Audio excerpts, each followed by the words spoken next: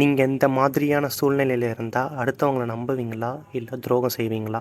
இதுதான் situation. Alice பாபுங்கிற 2 கைதிங்க குற்றம் பண்ணதுக்காக போலீஸ்கிட்ட மாட்டிக்கிறாங்க. ஆனால் போலீஸ் கிட்ட எந்த ஒரு எவிடன்ஸும் கிடையாது. இந்த விஷயம் ஆலிஸ்க்கு பாபுக்கும் தெரியாததுனால 2 பேரையும் பக்கத்து ஜெயிலில் போடுறாங்க. இப்போ 2 பேரையும் விசாரிக்க ஸ்டார்ட் பண்ணுறாங்க. இதில் 2 பேரும் அமைதியாக இருந்தால் ஆளுக்கு 1 வருஷம் தண்டனை. ஆலிஸ் துரோகம் செஞ்சு காட்டி கொடுத்துட்டா பாபுக்கு 10 வருஷம் தண்டனை. ஆலிஸை ரிலீஸ் பண்ணிடுவாங்க. பாப் ஆலிஸை காட்டி கொடுத்துட்டா ஆலிஸ்க்கு 10 வருஷம் தண்டனை. பாபை ரிலீஸ் பண்ணிடுவாங்க. இதில் 2 பேருமே காட்டி கொடுத்துட்டா 2 பேருக்கும் 5 வருஷம் தண்டனை. இதில் பெஸ்ட் சாய்ஸ் எதுனா 2 பேரும் ஒருவரை நம்பி அமைதியாக இருக்கிறது. இதில் பயத்தாலையும் பேராசையாலும் 2 பேரும் துரோகம் பண்ணால் கடைசியில் முடிவு மோசமானதாக தான் இருக்கும். இது இந்த 2 கைதிகளுக்கு மட்டும் இல்லை, 2 கம்பெனி கூட்டணி வச்சுக்கலாமா வேணாமாங்கிற முடிவு பண்ணுறதுக்கும் கேம் தியரியிலையும் யூஸ் பண்ணுறாங்க. நீங்கள் இந்த மாதிரி சுச்சுவேஷனில் இருந்தால் என்ன பண்ணுவீங்கன்னு கமெண்டில் ஷேர் பண்ணுங்கள்.